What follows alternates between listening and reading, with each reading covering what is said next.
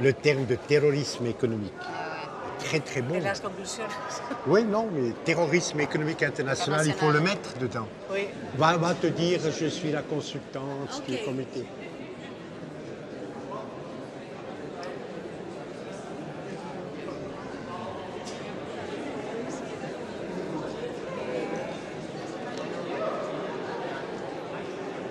I would now like to give the floor to Mr. Ziegler, the rapporteur of the drafting group.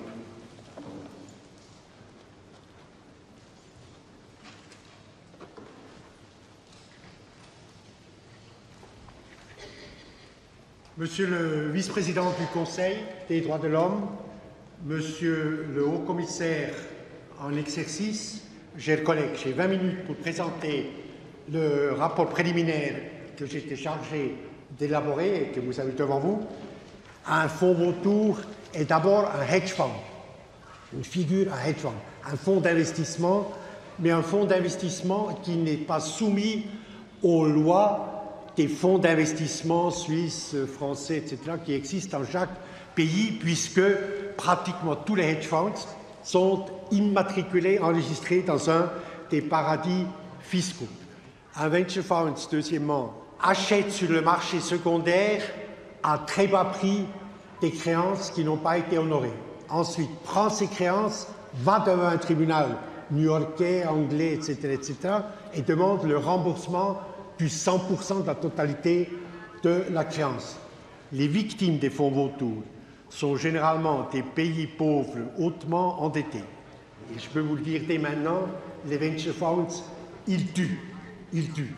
Quand un pays hautement endetté, pauvre, perd contre le venture fund, la seule chose pour payer les venture funds, c'est de fermer des hôpitaux, de fermer des écoles, de réduire les subventionnements à la nourriture de base. Autrement dit, le venture fund tue. Je prends cet exemple. Le Malawi a des réserves de maïs qui gardent pour les moments de catastrophe, de famine.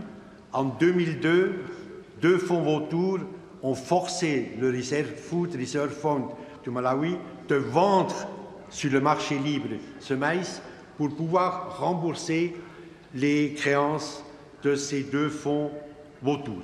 1 milliard de personnes sont gravement et en permanence sous-alimentées sur cette planète. Je ne comprends pas comment des États comme les États-Unis, l'Angleterre, l'Allemagne, le Japon peuvent s'opposer à la volonté de la communauté internationale de créer des règles, des contrôles, des normes pour encadrer, endiguer et si peut-être suspendre les activités des fonds vautours.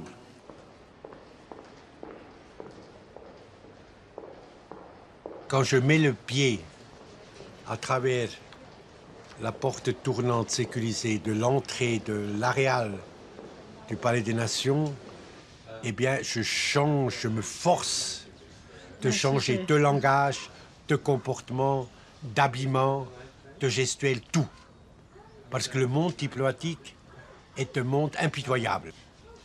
Si tu violes un des codes formels, eh bien, t'es saqué. La parole porte plus. C'est la guérilla en camouflage. En camouflage. Et ça doit être comme ça. Moi, il y a une exigence, c'est dans ces combats, c'est l'efficacité. Et l'efficacité, il y a tous les 5 secondes d'un enfant qui meurt de faim sur cette planète. Ce qui anime ton engagement, c'est plus la même chose. C'est plus la colère pure. C'est quand même l'espérance maintenant de pouvoir changer quelque chose. Plus qu'avant. Plus qu'avant. Parce que je vois ce qui est possible de faire aux Nations Unies. Malgré la toute-puissance du capital le plus sauvage, il a un espoir dans le réveil des peuples. Et ce réveil des peuples se manifeste ici à travers des mobilisations diplomatiques tout à fait inattendues. Pendant tellement longtemps, Cuba était complètement seul à dire non à l'impérialisme américain, à ses ravages.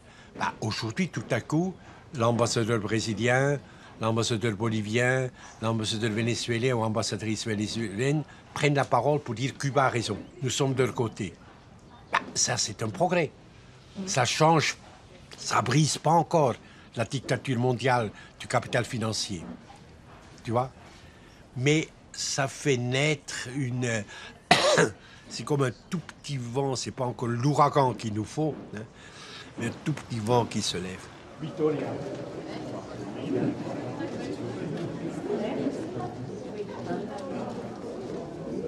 Tu ne vas jamais dire à quelqu'un que je suis totalement d'accord avec la stratégie d'Argentine, que je fais ce que vous dites, hein, parce que j'ai déjà eu des remarques comme ça. Hein. Je suis un rapporteur, je dépends du... Merci. Et moi, j'essaye d'obtenir l'adhésion de la France. Tu sais, c'est pour ça que je fais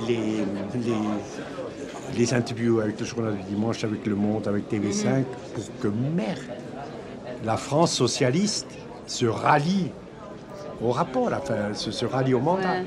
C'est quand même le comble. Dans la résolution, ils s'abstuvieron. Mais ils s'abstiennent, oui. Mais c'est les Foreign Affairs, il n'y a pas de problème. Mais c'est les finances qui font des problèmes. Il y a une division. Il y a une division. Je ne savais pas. Oui, je savais pas si c'était. Oui, c'est ça. La lâcheté socialiste. Merci de ton aide. Distinguished representative of Ghana, I yield the floor to you, sir.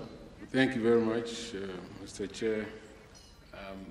Is there a possibility, and here I'm not making a very well-considered suggestion, just a preliminary thought, whether we could do something about the use of the terminology vulture? Because I was wondering whether in that context we could have another name. Because sometimes when you use certain names, you don't get consensus because the name itself is prejudicial. I'm asking this question directly to Professor Ziegler. Can't we add some value to the inclusive process if the name can be reconsidered? I thank the distinguished representative of Ghana for those remarks. I'll now give the floor to Mr. Ziegler. Oui, Monsieur le Président, j'ai été personnellement interpellé par Monsieur le délégué de la mission du Ghana par rapport à ce changement de nom. Alors la question est extraordinairement simple, c'est totalement impossible. Nous recevons nos ordres et nos mandats du Conseil. Donc si le Conseil dit « faut vos tours », on ne peut rien faire. Deuxièmement, et c'est une remarque plus personnelle, dans le Financial Times, qui n'est pas exactement un journal révolutionnaire, il y a un columniste principal intelligent qui s'appelle Martin Wolf qui a dit « Font vos tours » est un titre qui est inadéquat, parce que c'est une insulte aux vautours. Parce que les vautours, au moins, eux, ont une utilité. Ils nettoient les cadavres dans la savane, dans le désert, et évitent les épidémies. And I hereby declare closed the second meeting of the 15th session.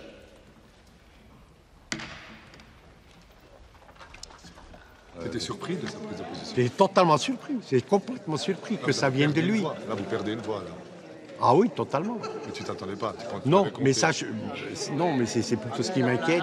C'est la stratégie qui se manifeste. C'est que si les Américains interviennent à Accra pour qu'on change l'intitulé même du mandat et que le terme fonds vautours, qui en effet, vulture funds en américain, vulture funds, c'est fonds vautours, disparaissent, c'est affaiblir formidablement toute proposition que nous, on peut faire. Et ça m'étonne la moitié que ça vienne du Ghana. Parce que le Ghana a un traité de libre-échange, est totalement dépendant des crédits de développement américains, etc. Je suis sûr que les Américains ou les Anglais ont travaillé, le groupe africain, pour créer une dissidence, tu vois. Comment parler du fonds vautour? C'est comme les Israéliens avec territoire occupé. Territoire contesté, oui, mais pas territoire occupé. Tu comprends, ils attaquent par la langue. Et si le terme fonds vautour disparaît de ce rapport, c'est foutu. Non, ils sont habiles.